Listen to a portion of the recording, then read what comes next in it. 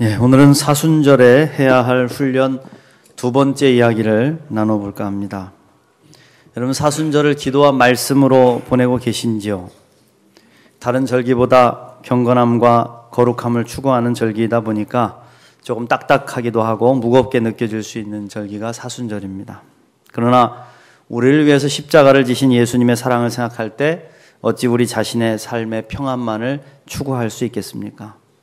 주님께서 베풀어 주신 십자가 사랑, 천국의 소망을 깨달아 안 사람은 예수님을 따라 살지 않을 수 없고 또 주님의 뜻을 이루어드리는 사명자가 되지 않을 수 없습니다. 제자들이 그래왔고 초대교회 교우들이 그렇게 살았고 우리 신앙의 선배들이 그렇게 살아오셨습니다. 오늘 말씀을 통해서 사순절에 우리가 훈련해야 될 것이 무엇인지를 살펴보므로 예수님의 삶과 뜻에 조금 더 가까이 다가갈 수 있는 저와 여러분이 되시기를 간절히 원합니다. 먼저 첫 번째로 우리가 사순절에 해야 할 훈련은 비교하거나 경쟁하지 않는 훈련입니다. 비교하거나 경쟁하지 않는 훈련. 남과 비교하거나 경쟁하는 마음은 우리 자신을 초라하게 만들거나 교만하게 만들거나, 남과 비교해서 내가 부족함을 느끼면 초라해지고요, 남과 비교해서 우월함을 느끼면 교만해지게 되어 있습니다. 중간은 없어요. 결코 우리를 성숙하게 할 수 없는 마음입니다. 이 마음을 가지고 계속 살아가면 지옥을 사는 거예요. 부부관계가 좋지 않은 분들을 상담하다 보면은 동일한 문제를 발견하게 됩니다. 그것은 다른 부부와 자꾸 비교하는 것이죠. 다른 집의 남편은, 다른 가정의 아내는 그렇지 않다는 거예요. 친절하고 돈도 잘 벌어다 주고 아이들도 잘 돌봐주고 매우 가정적이라는 것입니다. 그럼 반대로 남편들은 그래요. 다른 집의 여자들은 예쁘고 싹싹하고 요리도 잘한다는 거예요. 근데 내 남편은, 내 아내는 그렇게 못하더라. 그리고 싸워요. 그렇게 좋으면 그 사람한테 가서 살아라. 그 서로 상처를 주는 것이죠. 자녀 교육도 마찬가지 아니겠습니까? 자녀 교육도 다른 집 아이들과 비교하는 것이죠. 비교 안 할 수가 없어요. 아무개 집사님 아들은 서울대 갔대더라. 잘 만들어가더라. 아무개 권사님 딸은 의사 됐대더라. 넌 도대체 뭐 하는 놈이냐.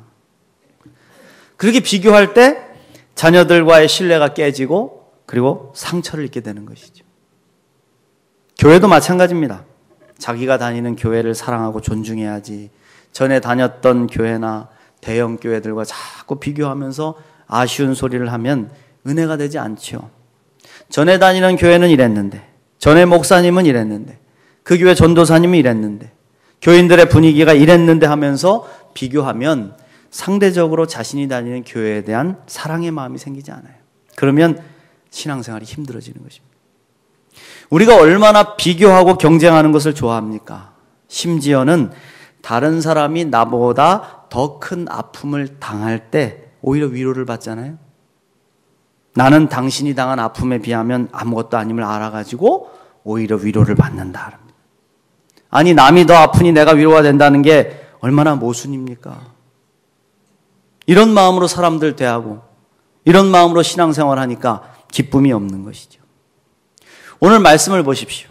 예수님께서 수많은 기적을 일으키시고 간질병, 귀신병 들린 아들을 고쳐주셨습니다. 그리고 제자들을 향해서 비장한 이야기를 하세요. 내가 이제 곧 고난을 당하고 죽게 될 것이다. 그러나 죽음으로 끝이 아니다. 나는 다시 살아나게 될 것이다. 이런 진지한 이야기를 하시면서 하나님 나라를 막 설명해 주셨어요. 비유로도 말씀해 주시고. 그런데 그 예수님 앞에서 겨우 제자들이 한다는 게 뭡니까? 비교하고 경쟁하고 있는 거예요. 오늘 말씀 1절 말씀을 다시 보십시오. 그때 제자들이 예수께 나와 이르되 천국에서는 누가 크니까 그랬어요. 여러분 보십시오. 천국이 어떤 곳입니까? 모든 병들고 연약한 사람들이 주님의 은혜와 치유의 권능 안에서 온전히 회복되는 나라. 할렐루야. 예수님의 십자가를 통한 희생과 헌신으로 온전히 이루어지는 나라가 하나님 나라잖아요. 스스로를 낮추셔서 십자가를 지시고 그 예수님을 본받아 서로 존중하고 사랑하며 겸손히 낮아지는 나라가 하나님 나라가 아니겠습니까? 근데 그 천국에서도 누가 크냐고 비교하고 있는 것이죠. 천국에서 어찌 경쟁이 있을 수가 있습니까? 천국에서는 우리가 다 해같이 빛나는 존재가 돼서 주님과 함께 영원히 왕노릇하며 살 텐데 비교가 무슨 의미가 있습니까? 아이고 집사님 천국 오셨군요. 아이고 권사님 천국 오셨네요. 저도 왔습니다. 끝. 무슨 비교가 필요 있습니까? 그래서 제자들은 비교했습니다. 자신들이 천국에 들어가게 될 것인데 거기서 누가 더 높은 자리를 차지하게 될 것인가 물어본 것입니다. 여기서 누가 더 크니까 라고 번역된 헬라어 이 메이존이라는 단어는 큰, 넓은, 훌륭한이라는 의미를 가진 형용사의 최상급입니다. 최상급. 다시 말하면 가장 높은, 가장 큰이라는 의미를 가졌어요. 그러니까 예수님이 왕이 되시는 하나님 나라에서 어떤 제자가 가장 높은 자리에 올라갈 것인지를 마음의 사심을 가지고 물어본 거예요. 주님, 누가 가장 높은 자리에 서겠습니까? 우리는 모두 이런 세상의 가치관에 물들어 있습니다. 물건을 골라도 크고 좋은 것에만 눈이 가고, 사람을 봐도 잘생기고 예쁜 사람을 높여주고, 똑똑하고 공부 잘하는 사람들을 인정해주는 그런 세상적 가치관이죠. 이 가치관 속에 살아가게 되면 언제나 우리는 비교하게 되고요, 경쟁해야 됩니다. 단 하루도 편할 날이 없습니다. 그러나 예수님은, 하나님의 나라를 완성하시는 우리 예수님은 이 모든 가치를 거꾸로 전도시켜 버리세요. 2절 말씀에 예수께서 한 어린아이를 불러 그들 가운데 세우시고 이르시되 진실로 너희에게 이르노니 너희가 돌이켜 어린아이들과 같이 되지 아니하면 결단코 천국에 들어가지 못하리라. 그러므로 누구든지 이 어린아이와 같이 자기를 낮추는 사람이 천국에서 큰 자니라. 할렐루야. 여러분 그렇습니다. 우리는 이미 하나님의 거룩한 자녀로 하나님의 형상을 담고 있는 존귀한 존재들입니다. 믿습니까? 한 사람 한 사람이 다 하나님의 거룩한 걸작품이다. 비교가 의미가 없는 거예요. 비교가. 예수님의 십자가 사랑 안에서 우리는 동등한 은혜로 구원을 받았기 때문이에요. 대통령이고 부자고 사회에서 지위가 높아서 십자가 보혈이 더 세게 역사하고, 가난하고 부족하고 연약해서 십자가 보혈이 작게 역사하는 게 아니잖아요. 무엇보다 하나님은 어린아이와 같이 작고 부족한 자들, 하나님 없이는 살 수 없는 인생, 하나님밖에 의지할 수 없는 인생을 더 보호하시고 사랑하신다고 약속해 주셨다는 겁니다. 할렐루야. 그러면 우리는 사순절에 비교하고 경쟁하는 삶을 내려놓고 어린아이처럼 스스로 겸손해지는 훈련을 해야 됩니다. 자꾸 겸손해지는 거예요. 스스로 낮아지고 겸손해지면 비교 대상 자체가 될 수 없습니다. 내가 스스로 자격 있다, 내가 능력 있다 생각하기에 비교하고 싶은 거잖아요. 내가 가서 좀 샌드백이라도 두드리고 몸에 이렇게 막 근육도 좀 생기고 그래, 어디 가서 한번 내가 어느 정도 센지 한번 시험해보고 싶잖아요. 그럼 한번 싸워도 보고 때려도 보고. 그러나 스스로 겸손하게 나는 어린아이와 같습니다. 나는 부족합니다. 하나님의 은혜 없이는 살 수 없습니다. 그러면 이렇게 스스로를 낮추면 비교하고 경쟁하는 세상의 가치관을 벗어버리게 되는 것이죠. 오직 은혜로 우리를 대하시는 하나님 나라의 가치관 속으로 들어가게 됩니다. 이것이 낮은 자를 높이시고 어린아이 같은 자를 크게 보시는 그런 하나님의 은혜를 누리는 길이다. 사순절에 어린아이처럼 자신을 낮추시고 천국에서 큰 자가 되는 은혜를 입으시기를 간절히 원합니다. 두 번째로, 사순절에 우리는 모든 사람을 예수님 대하듯 존귀하게 여기는 훈련을 해야 된다. 이 훈련은요, 우리가 하나님 나라 갈 때까지 해야 할 가장 핵심적인 훈련입니다. 사람들을 예수님 대하듯 훈련하는 거예요. 우리는 자기 자신과 가족들은 소중히 여기고 남들은 그렇게 생각하지 않을 때가 많습니다. 다른 사람의 삶을 존중하지 않고 가치 없게 대할 때가 많다 이거예요. 그런데 예수님 분명히 말씀하셨습니다. 5절 말씀에 또 누구든지 내 이름으로 이런 어린아이 하나를 영접하면 곧 나를 영접함이니. 그랬어요. 모든 사람을 존귀하게 여기는 훈련은요, 오직 그 사람 속에 담겨있는 하나님의 형상, 예수 그리스도를 바라볼 수 있을 때만 가능한 거예요. 그것을 영적으로 보지 못하면 사람을 존중할 수가 없습니다. 사실 겉으로 훌륭해 보이고 높은 지위를 가지고 있는 사람 존중하기 쉽습니다. 아니 우리 교회에 유명한 무슨 큰 인물이나 대통령이나 이런 분들 찾아온다 그러면은 자기도 모르게 고개가 숙여지겠지요. 그런데 예수님 뭐라 그랬습니까? 내 이름으로 이런 어린아이 하나를 영접하면 곧 나를 영접함이라. 바로 보잘것없고 가치 없어 보이는 어린아이 같은 사람들을 존중하고 그들을 영접할 때 예수님을 영접하는 것과 같다고 말씀하신 겁니다. 당시 어린아이는 사람의 숫자로도 치지 않았고 가치 판단이 되지 않는 존재였습니다. 존재 가치가 없었어요. 그냥 아버지의 뜻에 따라서 이놈은 살려, 그러면 살리는 거고요. 이놈 갖다 버려, 그럼 갖다 버려 죽는 거였어요. 생명을 존중받지 못했고 사람들도 그것을 당연하게 여겼습니다. 그런데 예수님은 그 어린아이와 자신이 같은 존재라고 말씀하시는 거예요. 나와 같다. 그러므로 우리는 예수님의 뜻에 따라서 세상적으로 연약하고 부족한 사람들을 자꾸 존중해주는 훈련을 해야 된다. 병든 사람들, 장애인들, 고아들, 옥에 갇힌 사람들, 홀로 사는 사람들, 그러한 사람들이 세상 사람들이 볼 때는 무시하고 회피하고 싶은 대상이겠지만 우리 그리스도인들에게는 존중하고 사랑해야 될 대상이다. 여러분 믿습니까? 재미있는 것은요, 이들에게 특별한 하나님의 천사가 따라다닌대요. 여러분 이 말씀의 연장선상을 따라서 10절 말씀 한번 보실까요? 10절 말씀에 보면 삼가 이 작은 자 중에 하나도 업신여기지 말라. 너희에게 말하노니 그들의 천사들이 하늘에서 하늘에 계신 내 아버지의 얼굴을 항상 배옵느니라. 할렐루야. 지극히 작은 사람들을 우리는 무시하고 멸시할 때가 많습니다. 신체적으로 정신적으로 병약한 사람들이 실수라도 하면, 요즘은 많이 안 그러지만 옛날에는 그냥 손가락질했어요. 병신, 절름발이, 귀머거리 이런 분들이 지나가면은 병신이라고 그러고 손가락질하고 사람 취급을 하지 않았다. 근데 정말 조심해야 될 것은 하나님께서 그들에게 수호 천사를 보내주셨다. 저도 이 말씀을 보고 깜짝 놀랐어요. 천사들은 그들의 삶을 지켜보면서 하나님의 얼굴을 뵙고 아뢰인데요. 다시 말하면 천사들이 고하는 거예요. 속된 말로 고자질하는 겁니다. 주님, 저 사람이 제가 맡고 있는 작은 자를 돌봐줬습니다. 찾아가서 만났습니다. 먹을 것을 줬습니다. 도와줬습니다. 주님, 이 사람이 지극히 작은 소자를 멸시했습니다. 욕을 했습니다. 때렸습니다. 아프게 했습니다. 천사들이 보고요, 하나님께 아뢰는데요. 분명한 것은 하나님께서 그것을 기록해 두시고 심판날에 우리에게 물어보실 것이다. 물어보실 것이다. 참 두렵지 않습니까? 그 마태복음 25장 뒤에 여러분 나중에 말씀 묵상해 보시면 알겠지만 천국으로 가는 양들과 지옥으로 보내는 염소를 구분하는 기준은 하나밖에 없었어요. 지극히 작은 소자에게 행한 것이 나에게 행한 것이다. 너희들은 양이다. 천국으로 가라. 지극히 작은 소자에게 행하지 않은 것이 나에게 행하지 않은 것이다. 너희들은 염소다. 지옥으로 가라. 그래서 저는요, 늘 교회 안에 연약하고 부족한 사람들이 많은 것이 우리에게 축복이 되기를 기도합니다.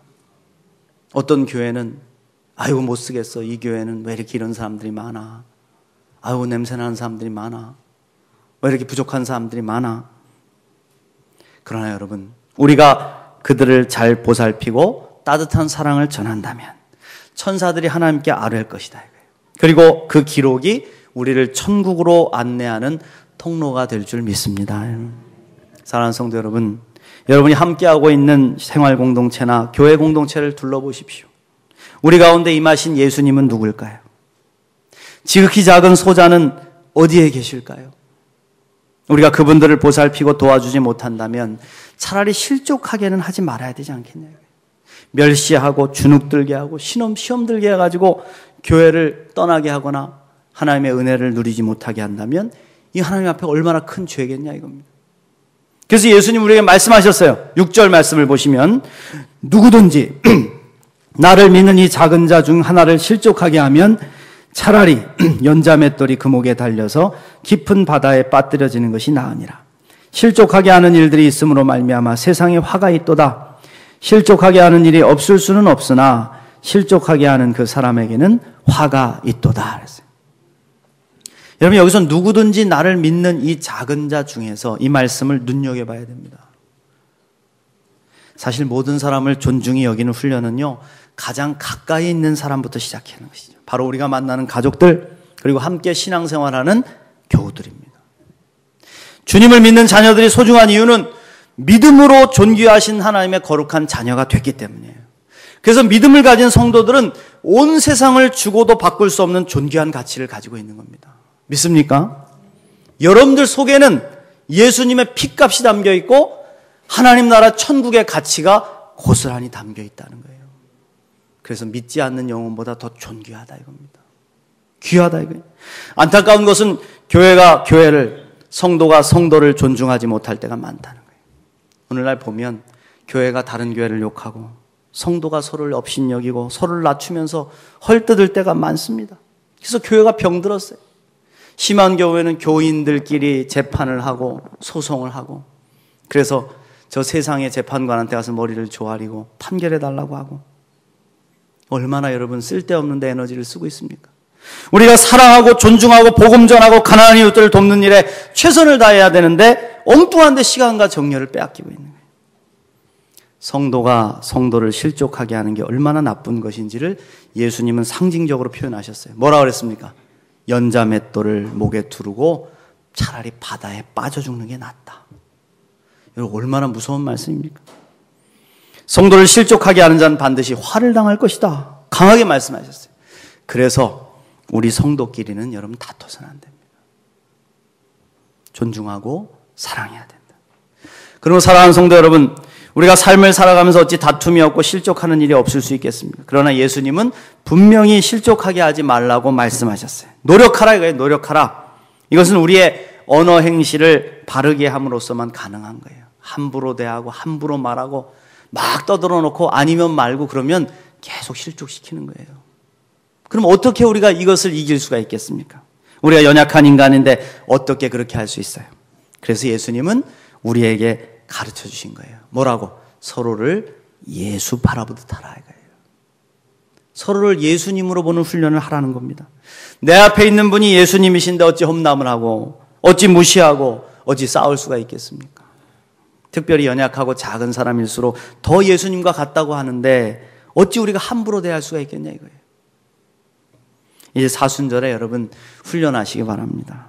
서로를 보실 때 그 속에 담겨있는 하나님의 형상을 보십시오. 그리고 속으로 말씀하십시오. 아이고 예수님 오셨습니까?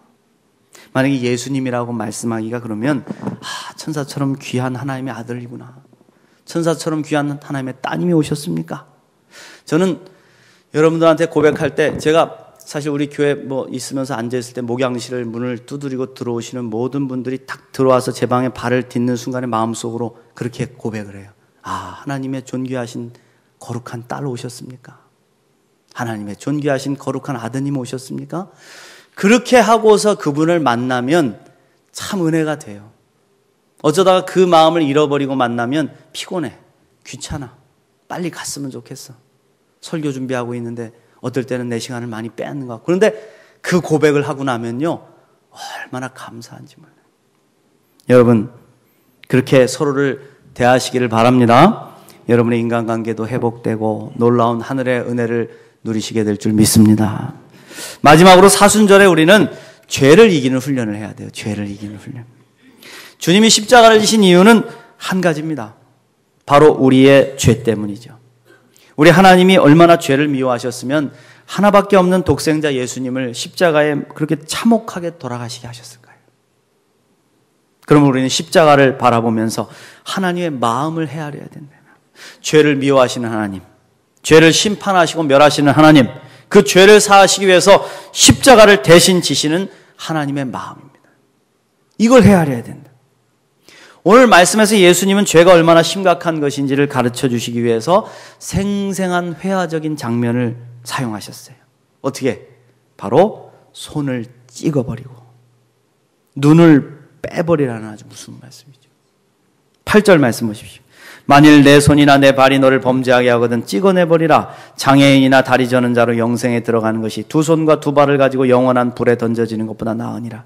만일 내 눈이 너를 범죄하게 하거든 빼어내버리라. 한 눈으로 영생에 들어가는 것이 두 눈을 가지고 지옥불에 던져지는 것보다 나으니라. 간담이 서늘해지시지 않습니까? 전 이 말씀을 들을 때마다 막 간담이 서늘해져요. 가슴을 막 쓸어내려요. 그러나 여러분, 이 말씀을 하시는 예수님의 본심이 뭘까요? 이 말씀을 예수님이 하신 것은 손을 찍어내버리고 눈을 뽑아내버리라는 데 초점이 맞춰져 있는 게 아니라는 거예요. 이 말씀의 초점은 여러분 바로 범죄하게 하거든 영생에 들어가는 것과 지옥불에 던져지는 거예요. 이걸 여러분 우리 마음 말씀 그대로 받으면 저와 여러분 다 손발 없고요. 눈 하나씩 다 빠져야 됩니다. 죄가 그만큼 무섭고 심각한 거라는 거예요. 우리가 육신을 평안하게 하고 잘 살았다고 해도 마지막 최후의 심판 자리에서 지옥에 던져지게 된다면 여러분 무슨 의미가 있겠습니까? 예수님이 보시기에 우리의 육체가 상하는 것보다 영혼이 상해서 지옥에 던져지는 게 훨씬 심각한 문제라는 겁니다. 사랑하는 성도 여러분, 여러분은 지옥에 갈 수도 있다는 생각을 해보셨습니까? 우리가 죄를 뉘우치지 않고 계속 죄의 길을 고집하는 것은 지옥불에 던져지는 길을 가는 겁니다. 예수님 그런 우리를 막으시려고 십자가에 온몸을 던지셔서 우리 죄를 사하신 거 아니겠습니까? 그러므로 죄 짓는 것을 가볍게 생각하는 태도를 바꿔야 된다. 그래서 사순절에 우리는 작은 죄라도 민감해야 됩니다. 민감해야 돼.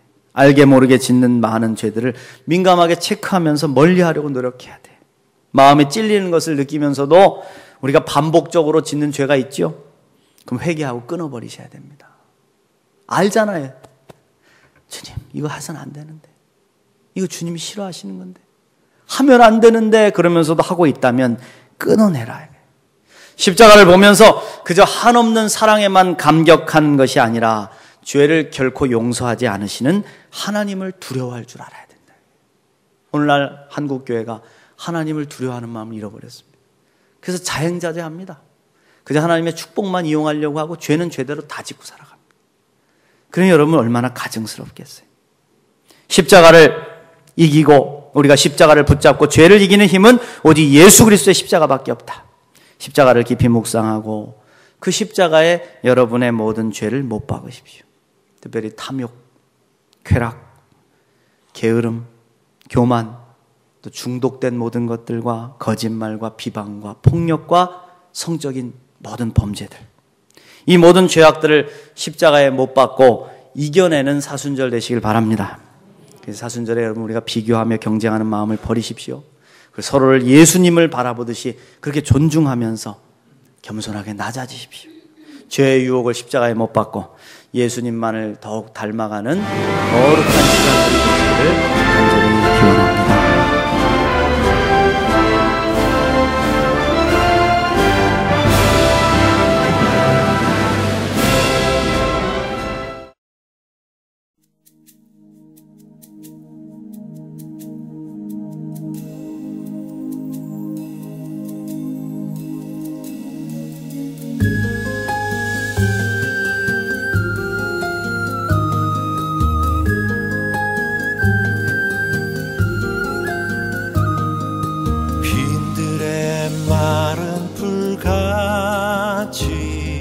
시들은 나의 영혼 주님의 허락한 성령 간절히 기다리네. 가물어 메마른 땅에 단비를 내리시듯 성령의 단비를 부어 새 생명 주옵소서.